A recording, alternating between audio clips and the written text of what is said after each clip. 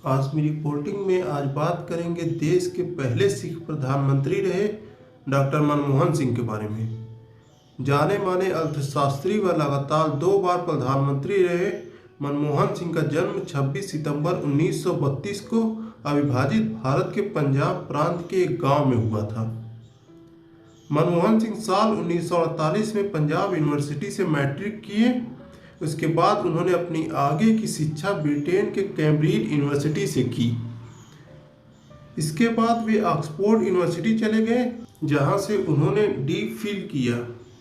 पढ़ाई पूरी करने के बाद वे भारत लौटकर पंजाब यूनिवर्सिटी व दिल्ली स्कूल ऑफ इकोनॉमिक्स में प्रोफेसर हो गए। मनमोहन सिंह को राजनीति में लाने का श्रेय पूर्व प्रधानमंत्री पी.वी. नरसिम्हा राव को जाता है। साल 1982 से 1985 तक मनमोहन सिंह भारतीय रिजर्व बैंक के गवर्नर रहे। 1990 में उन्हें प्रधानमंत्री का आर्थिक सलाहकार बनाया गया।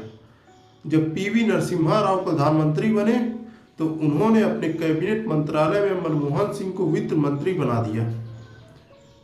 उन्हें उस वक्त वित्त मंत्री बनाया गया जब देश बहुत बुरे आर्थिक दौर से गुजर रहा था। डॉक्टर मनमोहन सिंह ने देश की अर्थव्यवस्था को एक नई दिशा दी, जिससे देश की आर्थिक स्थिति मजबूत हुई। सबसे पहले उन्होंने लाइसेंस राज को खत्म किया। इसके अंतर्गत किसी भी बिजनेस में अगर कोई बदलाव होता है तो इसके लिए सरकार की इजाज़त नहीं लेनी होगी।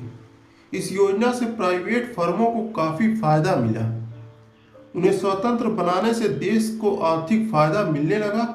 साल 1998 से 2004 के दौरान जब भारत में बीजेपी की सरकार थी, तब मनमोहन सिंह राज्यसभा में विपक्ष के नेता थे। सन 2004 में हुए चुनाव में यूपीए सरकार की जीत हुई। इस जीत के बाद कांग्रेस पार्टी की अध्यक्ष सोनिया गांधी ने मनमोहन सिंह को भारत का अगला प्रधानमंत्री घोषित किया और 22 मई 2004 को उन्होंने प्रधानमंत्री पद की शपथ ली।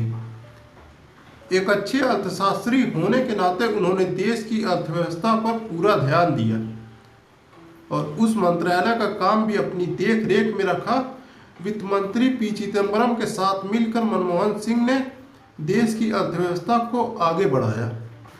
इसका अंदाज़ा इसी बात से लगाया जा सकता है कि साल 2007 में भारत की जीडीपी की ग्रोथ 9% तक बढ़ गई, जिसके साथ ही भारत दुनिया भर में दूसरी सबसे बड़ी विकासशील अर्थव्यवस्था बन गया। 2008 में हुए आतंकी हमले के बाद मनमोहन सरकार ने आतंकवाद के खिलाफ कड़े कानून बनाए।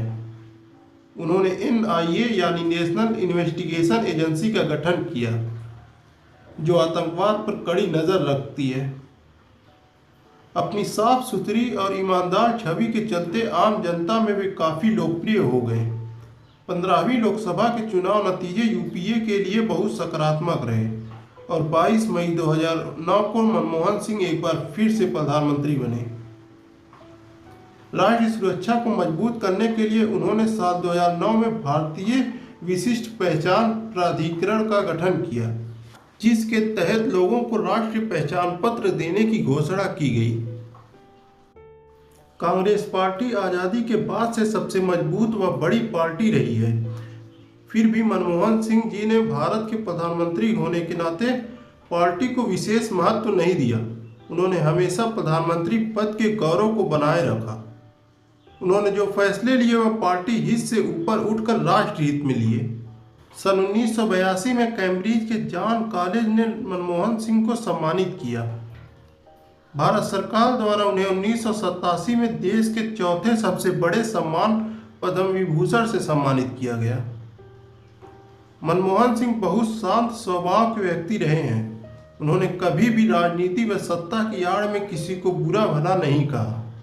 उनके इस शांत स्वभाव के चलते लोग उनका मजाक भी बहुत बनाया करते थे, लेकिन मनमोहन सिंह ने कभी इन सब बातों पर ध्यान नहीं दिया।